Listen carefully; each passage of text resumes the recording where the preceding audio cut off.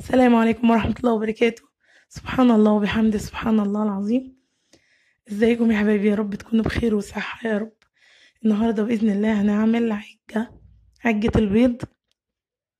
هي مختلفة شوية عن العجة اللي بتبقى فيها خضار زي البقدونس. بس إن شاء الله هتعجبكم جدا، دي أحلى بكتير. عندنا فلفل أخضر متقطع مكعبات صغيرة زي كده، وعندنا طماطم برضو متقطع مكعبات، وبصل نفس الموضوع مكعبات صغيرة، وعندنا آه يعني 8 بيضات 7 بيضات. يعني البيض حسب اختيارك، انت ممكن تزودي وممكن تقللي عن كده. بس هو انا عاملة بصلتين واتنين طماطم وتلاتة اربعة فلفل يعني، فالبيض ده مناسب. انت تقدري مع نفسك تقيميها كده. هنشوف ان شاء الله نعمل اول خطوة في نفس الصينية اللي احنا هنعمل فيها العجة، اللي هنحط فيها العجة ونحطها في الفرن. هنحمر فيها البصل، او مش هنحمره، يعني عايزينه يكون دبلان بس، علشان ما يكونش بيقرش في العجة بتاعتنا.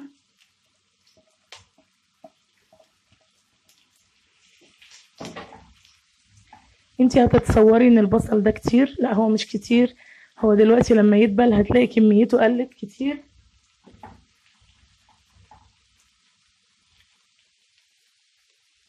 الاول هتكوني معلية عليه النار علشان البصل بتاعنا ما يغيرش ريحته، وبعد كده هنوطي النار عليه. لما البصل يوصل للون المطلوب هرجع اوريكم بقية الخطوات ان شاء الله. هنا البصل بتاعنا دبل وخد لون خفيف قوي يعني، بس ايه، حسينا ان البصل يعني مستوي مش بيقرش كده. هنضيف الفلفل الاخضر،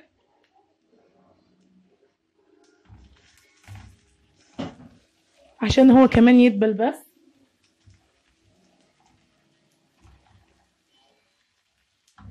كمية البصل قلت ازاي؟ علشان طبعا بيبقى كله مية.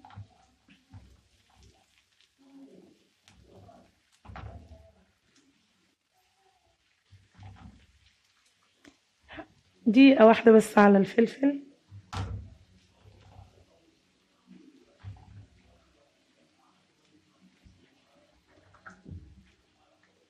وبعدين نضيف الطماطم.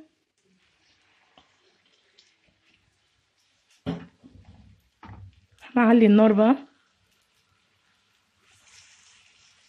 هي الأكلة الوقت كله تقريبا بيكون في البصلة، بتاخد وقت شوية في إن هي تدبل، لكن بقية الأكلة سهلة جدا. الطماطم حطيناها كده بالشكل ده، وهنقلب برضو دقيقة أو دقيقتين بس نحس إن هي دبلت.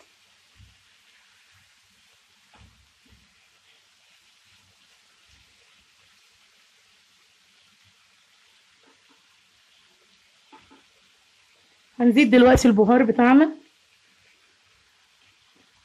البهارات اللي بتحبيها متتقيديش بحاجة معينة، بس الأصل يبقى فيها الكمون والكزبرة الناشفة والفلفل الأسود. وبعد كده انتي عايزة أي حاجة تانية تضيفيها، مفيش أي مشاكل.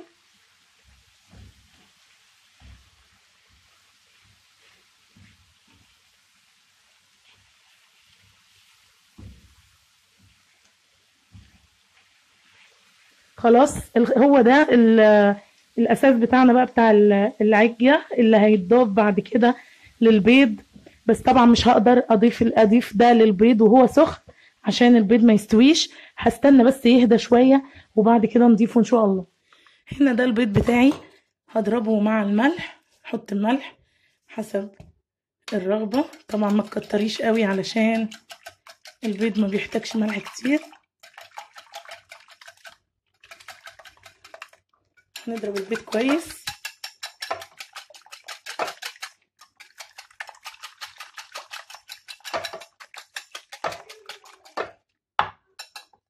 بالشكل ده.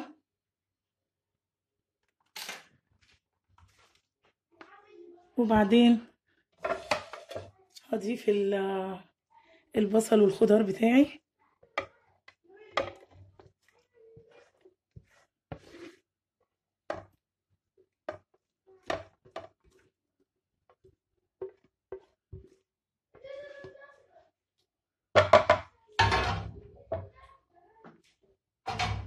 ونضيف له البيض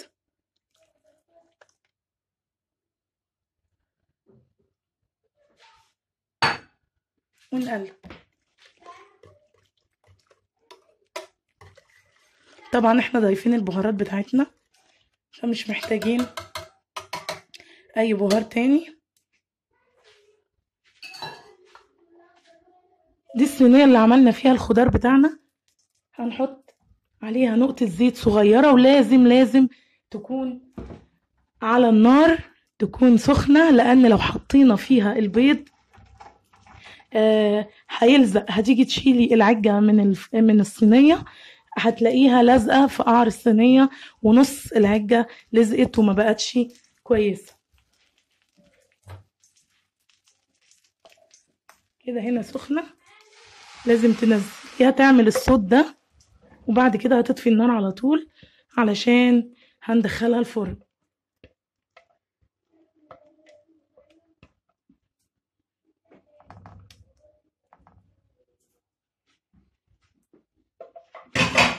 كده خلاص خلصت، هندخلها الفرن ونرجع ان شاء الله نوريكم هي في الشكل النهائي عامله ازاي. معلش نسيت اقول ان هندخلها فرن على الرف الوسطاني على نار عاليه، لان هي ما بتاخدش وقت وما بتحتاجش تستوي على نار هاديه علشان ما تنشفش منك. فان شاء الله ندخلها على الرف الوسطاني على نار عاليه ونرجع تاني نشوفها مع بعض. دي العجه بتاعتنا بعد ما استوت، انا بطلعها باللون ده، بيبقى لونها حلو. هتعرفي منين انها استوت؟ هتلاقي الجنب كده بتاعها ده فصل من الصينية، هتعرفي انها استوت وبقت زي الفل. بتتاكل مع سلطة خضراء بتبقى جميلة جدا، ومع بطاطس محمرة كمان، ومع الخبز.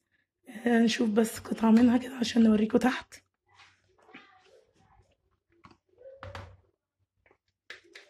ان شاء الله جربيها هتعجبك قوي،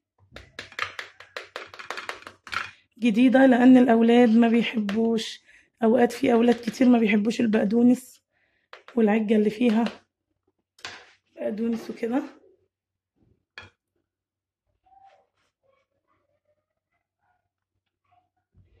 بصي ما مسكتش ازاي في الصينية من تحت، علشان احنا ما حطيناش معاها يعني ما حطيناهاش في الصينية وهي باردة، عشان كده ما مسكتش في اللهم صل على سيدنا محمد. سامحونا عندي ظروف والله، مصورة بس عشان الناس حبايبي اللي بيزعلوا. حطيناها في الصينية بعد ما سخناها على النار، عشان كده ما لزقتش، فبقت حلوة وإن شاء الله تعجبكم. ده الشكل النهائي ليها، بإذن الله تجربيها. لو انت مشتركة جديدة فعلي الجرس، وصلوا على سيدنا محمد وعلى آل سيدنا محمد وعلى أصحاب سيدنا محمد. والسلام عليكم ورحمة الله وبركاته.